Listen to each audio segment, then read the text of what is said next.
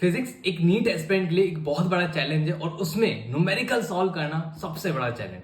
But मैंने जो last 2-3 years के अकॉर्डिंग जो रिसर्च डेटा देखा है, उसको एनालाइज किया है, उसके अकॉर्डिंग मेरे को ये मिला है कि 98% स्टूडेंट्स का सिलेबस भी कंप्लीट नहीं होता है। इवन वो एक बार भी अपना पूरा सिलेबस रिवाइज नहीं कर पाते हैं। और आज इस वीडियो में मैं आप सभी को वही प्लानर कि आपको कैसे कैसे मंथली वीकली आपको कैसे अपना कैसे प्लानिंग करनी है ताकि आपका पूरा सिलेबस अच्छे से रिवाइज हो जाए।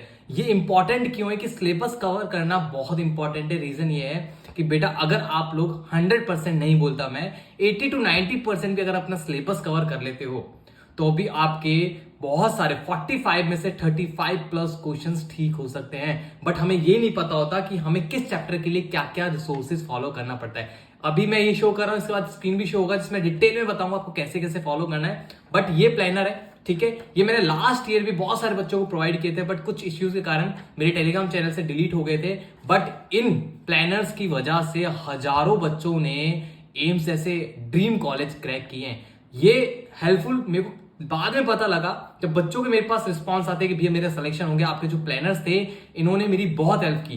बट आज ये जो प्लानर्स मैं लेके आया बहुत डिटेल में डिस्कस करूंगा, इसमें थोड़ा सा चेंज मैंने किया है और वो भी आप सभी के लिए ताकि आप और अच्छा बेटर परफॉर्म कर सको। सो डिस्कस करते हैं। जैसे आपको स्क्रीन पे दिख रहा होगा फिजिक्स, तो बेटा फिजिक्स के अंदर जो सबसे इंपॉर्टेंट होता है वो होता है कि आपको ये पता होना चाहिए कि मुझे किस चैप्टर के लिए क्या क्या करना चाहिए और कहां से करना चाहिए। इस प्लानर के अंदर सबसे इंपॉर्टेंट है फिजिक्स के अंदर एक कुछ एड ऑन करूंगा, वो लोग आप लोग नोट डाउन कर लेना।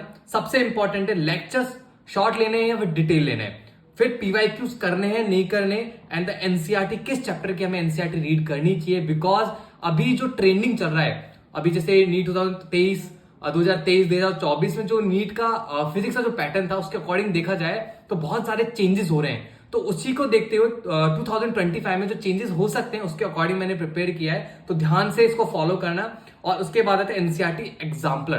देखो एनसीईआरटी एग्जाम्पल्स और एनसीईआरटी एग्जाम्पलर दोनों बुक डिफरेंट हैं, तो दोनों में अच्छा सा कंटेंट प्रिपेयर होता है। क्या है अच्छे से डिस्कस करूंगा। उसके बाद इसमें date of starting and completion, आपको जो भी चैप्टर जब स्टार्ट करते हो और कंप्लीट करते हो डेट उसके अंदर मेंशन रखना है। अब आते हैं इसको डिटेल में डिस्कस करते हैं। सबसे पहले आता है आपका डेज, कि आपको किस चैप्टर को कितने डेज के अंदर कवर करना चाहिए। इसके अंदर पूरा बहुत अच्छे से मेंशन है कि अगर आपको बेसिक्स मैथ है, देखो ये जो प्लानर है ये उन स्टूडेंट्स के लिए जो स्टूडेंट चाहते हैं कि मुझे अपनी सिर्फ फिजिक्स स्ट्रॉन्ग करनी है और मैं अपना पूरा टाइम फिजिक्स को डेडिकेट करना चाहता हूं। इवन वो बच्चे फॉलो कर सकते हैं जो बच्चा चाहते हैं कि मैं फिजिक्स के लिए डेली बेसिस पे 6 to 7 आवर्स में सेल्फ स्टडी के लिए निकाल सकता हूं, तो वो बच्चे इस टाइम टेबल को बहुत अच्छे से फॉलो कर सकते हैं। और कुछ बच्चे ऐसे होते हैं जो कोचिंग के साथ मैनेज कर लेते हैं, तो वो भी कर सकते हैं। तो स्टार्ट करते हैं। सबसे पहले डेज, मैंने हर एक चैप्टर का स्पेसिफिक डे मेंशन किया हुआ है। अगर मैंने बेसिक्स मैथ को 1 दिन दिया है और आपके एनएलएम को 3 दिन दिया है तो कुछ रीजंस के कारण दिया है। बिकॉज मैंने लास्ट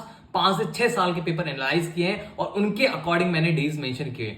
क्यों? बिकॉज किसी चैप्टर में आप लोग क्या करते हो, बहुत ज्यादा एफर्ट लगाते हो और पता लगता है कि नीट एग्जाम उससे एक भी क्वेश्चन नहीं आया, तो उस अकॉर्डिंग मैंने लेक्चर्स के डेज इसमें मेंशन किए, क्योंकि आप जितना लेक्चर लोगे उतना आपके लिए सफिशिएंट है उस क्वेश्चन को टैकल करने के लिए। उसके बाद आता है बेटा आपका लेक्चर्स, किस चैप्टर के लिए वन शॉट लेना चाहिए, किसके लिए डिटेल लेना चाहिए, प्रॉपरली मैंने इसमें मेंशन किया है।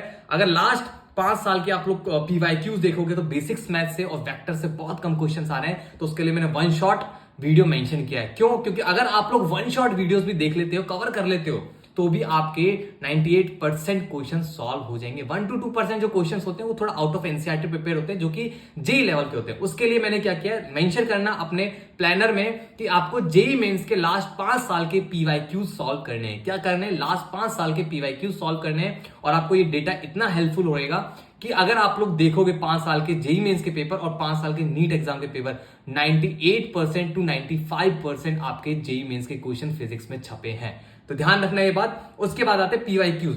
पीवाईक्यूज क्यों करना इंपॉर्टेंट है? पीवाईक्यूज इसलिए करना इंपॉर्टेंट ताकि आपको ये पता लगे कि एग्जामिनर किस टाइप से क्वेश्चन फ्रेम करता है, वो हमसे क्या पूछने जाता है, आपको उसका स्ट्रेटेजी, उसका प्लानर पता लगे कि क्या प्लान करके वो हमसे क्वेश्चन पूछता है, क्या उसकी फ्रीक्वेंसी रहती है, क्या उसका स्ट्रेटेजी रहती है। ठीक है, पीवाईक्यूज करना बहुत इंपॉर्टेंट है। अगर नहीं करोगे तो आपको चैप्टर पे कॉन्फिडेंस नहीं आएगा। उसके बाद आता है एनसीईआरटी रीडिंग। देखो बहुत ज्यादा प्रॉब्लम इस साल मैंने देखा था 2024 में बहुत सारे बच्चों ने डिफिकल्टी फेस की थी, ये किस चैप्टर के लिए एनसीईआरटी रीड करना चाहिए।